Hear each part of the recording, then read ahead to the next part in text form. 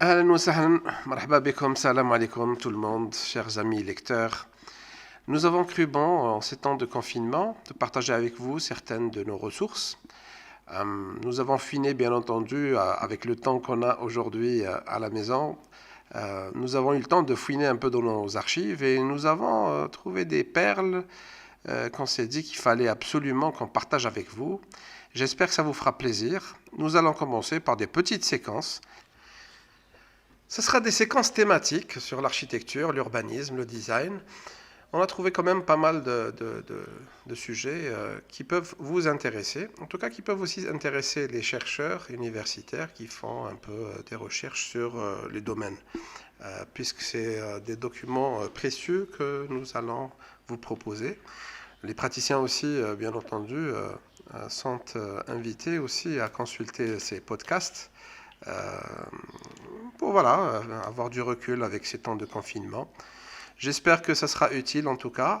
Nous allons commencer par des petits extraits d'une interview qu'on avait fait en 2005 avec notre regretté Jean-Jacques Deluz, grand architecte qui a fait quand même pas mal de choses. Il a laissé derrière lui pas mal de bouquins qui sont aujourd'hui des références pour nous tous.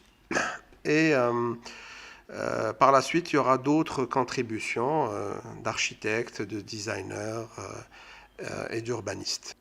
Je vous laisse donc savourer ce petit passage extrait de l'interview de Jean-Jacques Deluz qui nous a accordé en octobre 2006. Vous allez voir, il est vraiment d'actualité. Bonne écoute. C'est-à-dire que l'urbanisme, il est prospectif, il est à long terme, et on ne dessine pas un plan d'urbanisme pour qu'il soit réalisé. D'ailleurs, actuellement, je suis dans une phase de réflexion où je conteste assez catégoriquement toutes les façons dont l'urbanisme se fait aujourd'hui dans les structures qui sont destinées à le faire.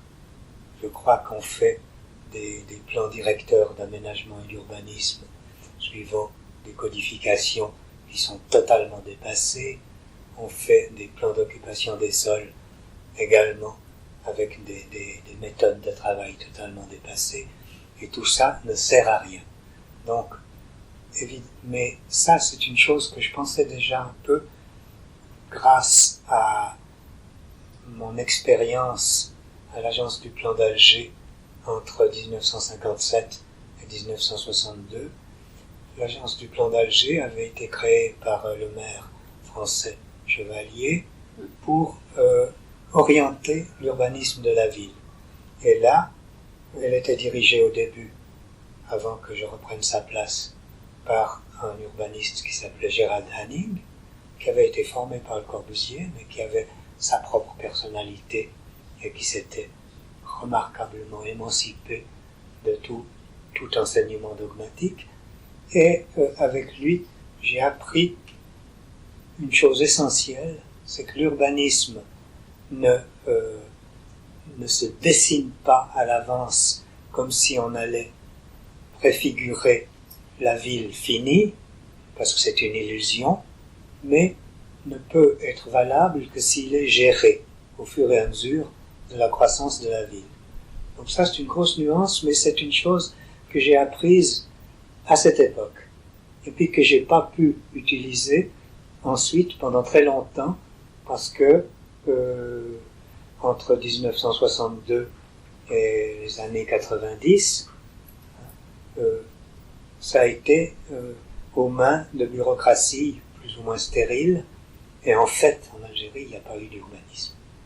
Et c'est seulement quand Chérif Rahmani est allé au gouvernorat, et puis ensuite au ministère de l'Aménagement du Territoire, qu'il a réinstauré cette idée qu'il fallait revoir toutes les méthodes, on va y venir, je crois, créer des villes nouvelles, etc. Mais c'est la question. Donc là, on aborde une nouvelle phase dans laquelle toutes ces cette prescience d'une nouvelle façon de faire l'urbanisme qu'on avait eue très à l'avant-garde grâce à Gerald Hanning dans les années 50, à la fin des années 50, sont aujourd'hui, redeviennent d'actualité. J'ai un discours là-dessus auquel je tiens beaucoup. D'ailleurs, dans le petit livre que j'ai publié récemment, qui s'appelle Les voies de l'imagination, je vais vous en laisser un exemplaire si vous ne le connaissez pas. Non. Bon, il a passé totalement inaperçu. C'est un tout petit livre.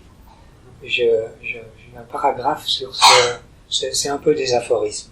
J'ai un paragraphe sur ce thème, la différenciation entre simplicité et simplisme. Le simplisme, c'est le bâtiment standardisé, par exemple. Oui, on fait une cellule type, on la reproduit 500 fois, et c'est pas l'architecture, c'est pas simple.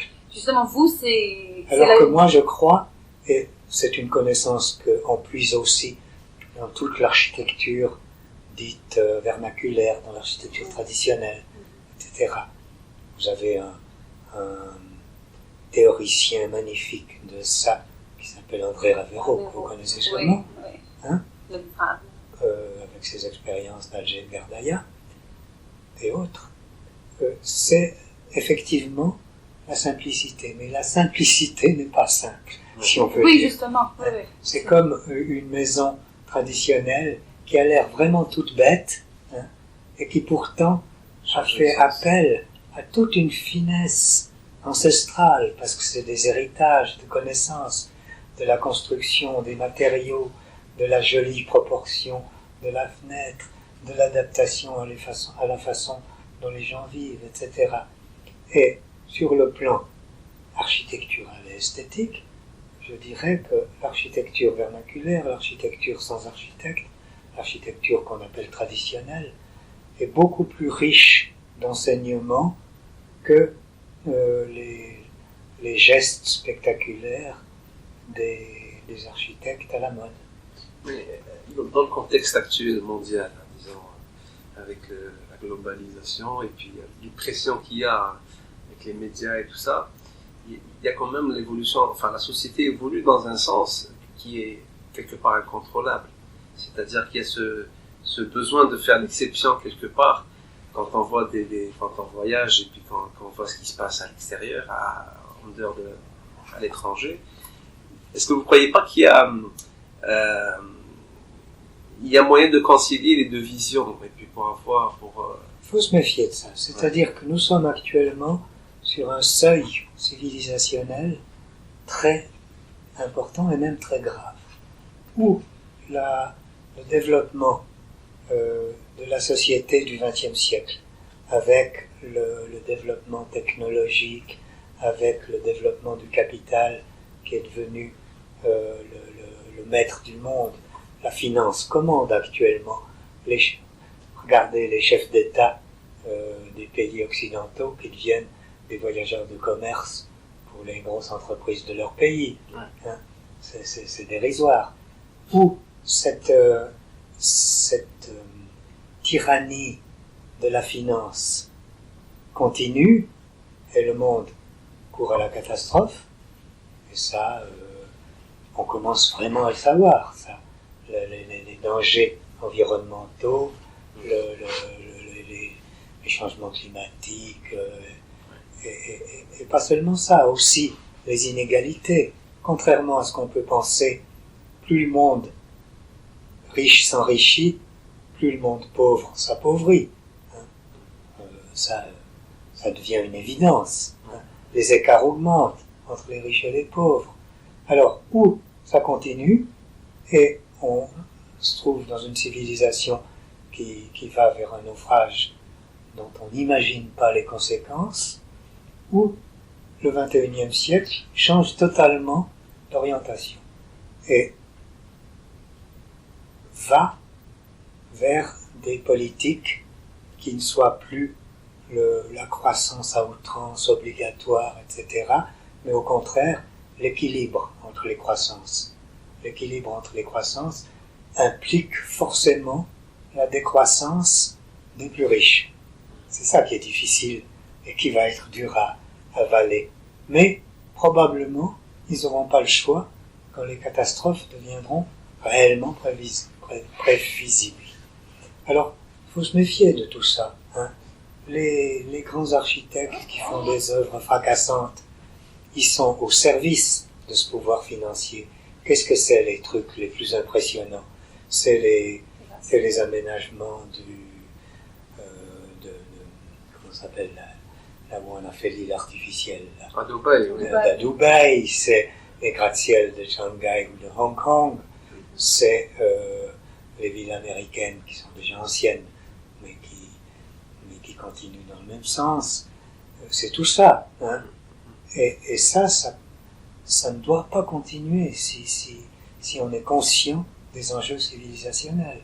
Et surtout, si on est conscient de la nécessité d'émergence des pays plus pauvres.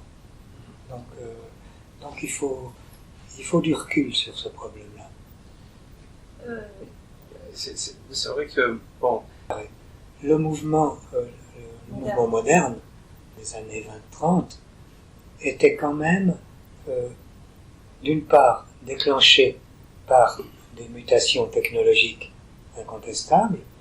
À ce point de vue-là, vous pourrez me dire qu'on peut faire le parallèle avec aujourd'hui, avec la naissance des nouvelles technologies, mais d'autre part, avec des théories cohérentes sur sur l'hygiène, sur la salubrité, sur l'aménagement urbain, sur un nouveau pacte de la construction de l'habitat avec la nature. Et ceci était tout de même une réaction absolument inscrite dans le progrès social, dans le sens où, au début du siècle, du XXe siècle bien sûr, au début du XXe siècle, la paupérisation urbaine, les taudis, le mal-vivre dans les villes anciennes était devenu flagrant. Hein. Donc l'idée de la cité-jardin, l'idée qui a prouvé qu'elle était mauvaise, disons, était dans une logique. Hein.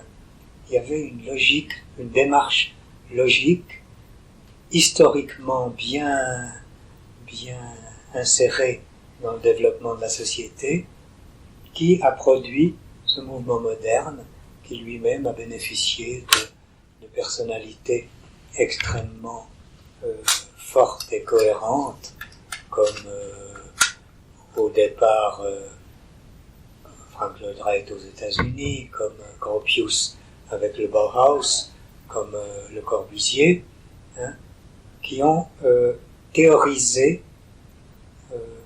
tout ce mouvement, jusqu'à la Charte d'Athènes, qui a été très contestée par la suite par les architectes, mais qui contient tout de même 3/4 de choses raisonnables et 1/4 de choses à jeter à la corbeille.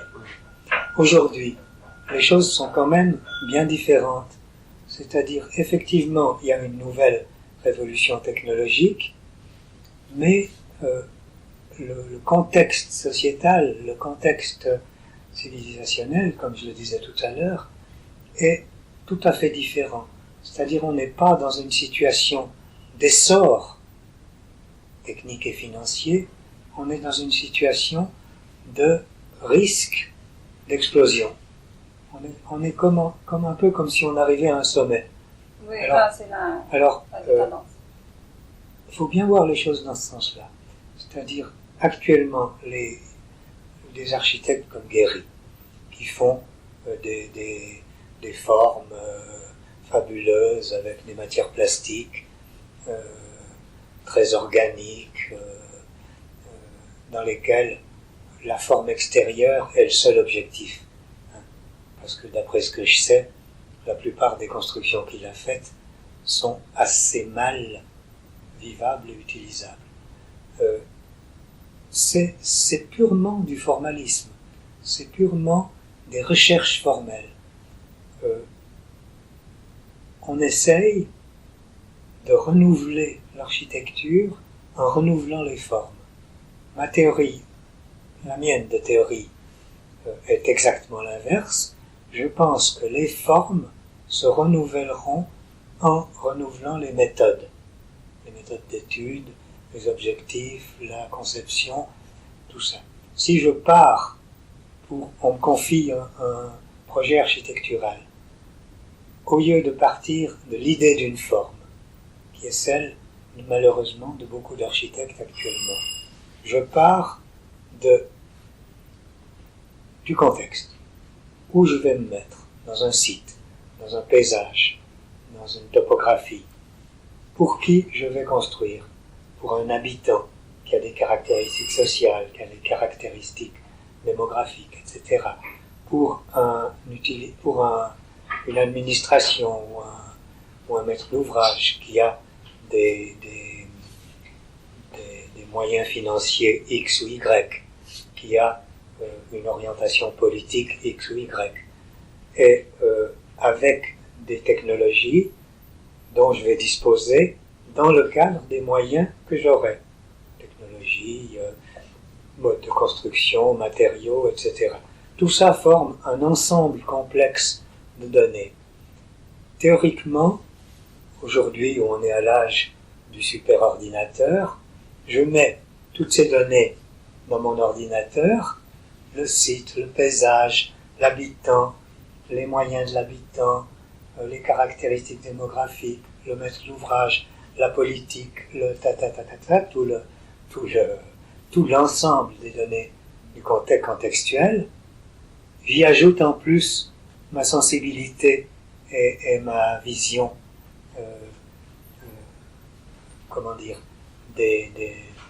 ma vision technique de l'harmonie, parce que j'ai appris des règles d'harmonie.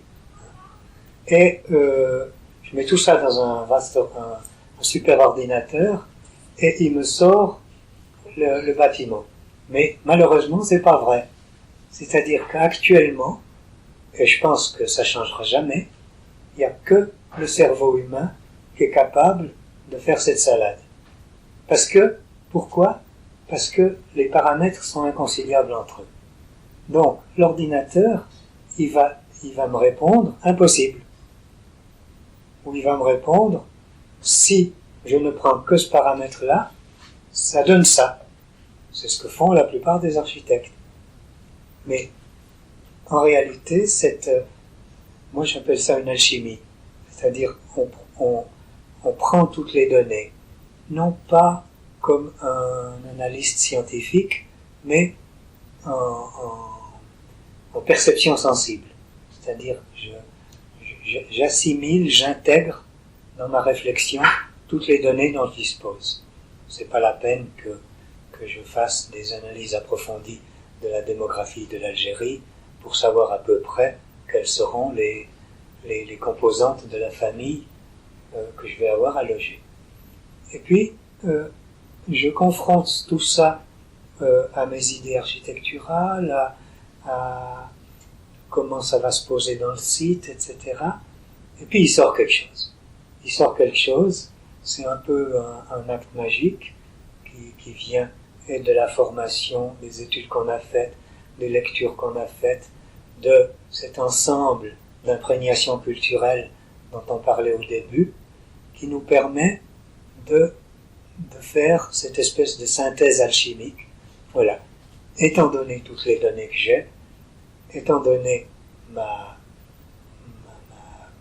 procédé méthodologique que j'ai mis au point parce qu'il y a longtemps que je travaille, avec ces données-là, pour moi, ça donne ça.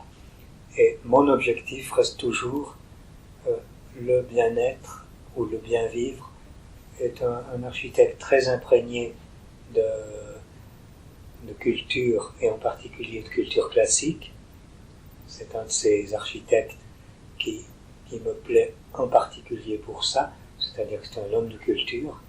Il lisait, il s'intéressait aux architectures passées, il a même monté des grands ouvrages où il a fait faire des relevés d'une quantité de bâtiments de l'époque romane gothique en particulier. Il avait une très bonne connaissance d'architecture classique. Mais ce qu'il a surtout apporté dans l'architecture, c'est une nouvelle vision de l'urbain.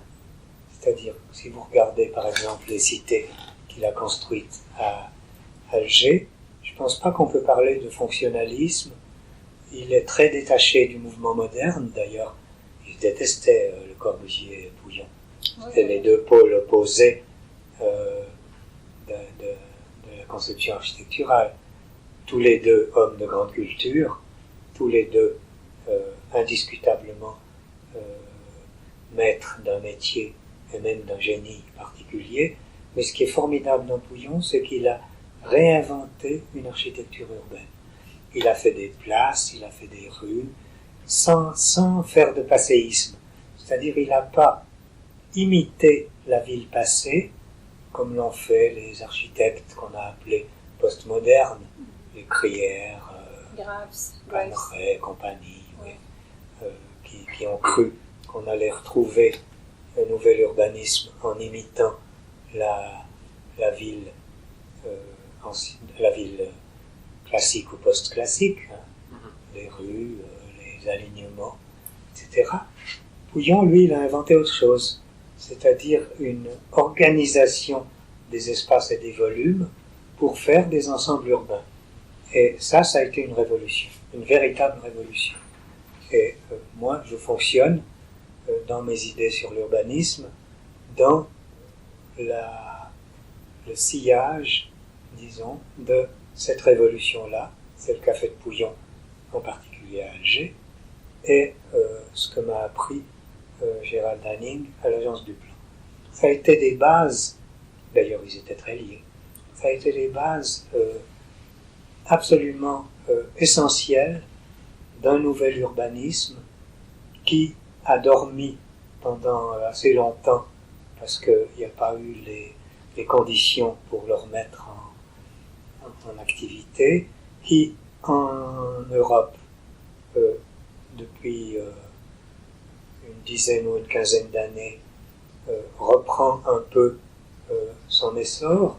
Vous avez actuellement des architectes en France qui travaillent dans cet esprit, qui ont compris qu'il fallait revoir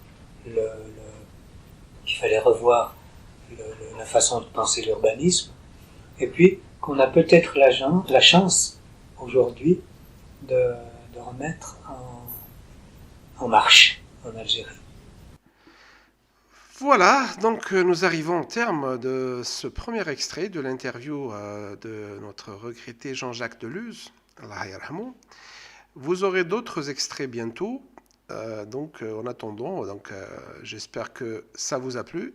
On va voir vos commentaires et on va essayer de faire naître un petit débat entre nous. Allez, bon confinement. Atallah frahkom. Salam alaikum.